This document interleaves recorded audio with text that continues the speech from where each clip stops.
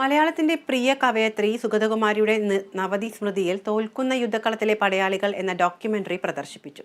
സംസ്ഥാന ദേശീയ പുരസ്കാരങ്ങൾ നേടിയ സംവിധായകൻ എം.ആർ. രാജനാണ് ഡോക്യുമെന്ററി തയ്യാറാക്കിയത്. ഒരു തൈ നടാം നമുക്കമ്മയ്ക്കു വേണ്ടി, ഒരു തൈ നടാം കൊച്ചുമക്കൾക്കു വേണ്ടി, ഒരു തൈ നടാം 100 കിളികൾക്കു വേണ്ടി, ഒരു തൈ നടാം നല്ല നാളേക്കു വേണ്ടി.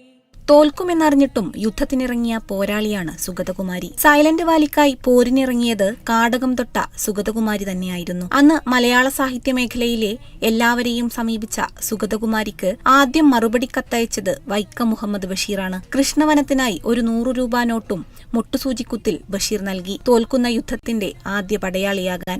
ആദ്യം വന്ന കത്ത് വൈക്കം മുഹമ്മദ് ബഷീറിൻ്റെത്.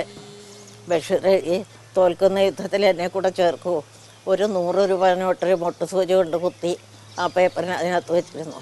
നിറഞ്ഞ സദസ്സിലായിരുന്നു സുഗതകുമാരിക്കായി ഒരുങ്ങിയ ഡോക്യുമെന്ററി പ്രദർശനം നടന്നത്. എടപ്പള്ളി വനിതാ തിയേറ്ററിലെ പ്രദർശനം ആ കാവ്യജീവിതത്തിന്റെ തനി ആവർത്തനമായിരുന്നു. അനിത തമ്പിയുടെ തിരക്കഥയിൽ KG ജയൻ ഛായാഗ്രഹണം നിർവഹിച്ച ഡോക്യുമെന്ററി M.R. രാജനാണ് സംവിധാനം ചെയ്തത്. സിനിമാറ്റോഗ്രാഫിക് കേരള അവതരിപ്പിച്ച ഡോക്യുമെന്ററി കേന്ദ്ര സാഹിത്യ അക്കാദമി പ്രൊജക്ടായാണ് ഒരുക്കിയത്. Silent Valley പ്രക്ഷോഭത്തിൽ ഒതുങ്ങിയിരുന്നില്ല സുഗതകുമാരിയിലെ വാക്വിപ്ലവം. ഊളൻപാറയിലെ മാനസിക രോഗാശുപത്രിയിൽ വെളിച്ചമെത്താ തടവറയിൽ കഴിഞ്ഞ സ്ത്രീജീവിതം കണ്ടിറങ്ങിയ അന്ന് രാത്രി പിറന്നതായിരുന്നു അഭയ.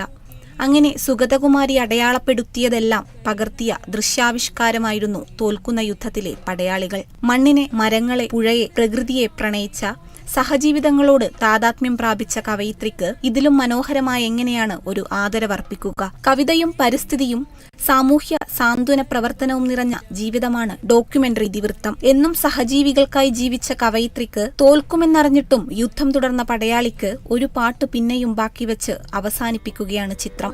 ഒരു പൂവിന്റെ പിറവി പോലെ. പാടി നോക്കുന്നിതാ ചിറകൊടിഞ്ഞുള്ളൊരു കാട്ടുപക്ഷി, മഴുതിന്ന മാമരക്കൊമ്പിൽ തനിച്ചിരുന്നൊടിയാ കേരള വിഷൻ ന്യൂസ്, കൊച്ചി.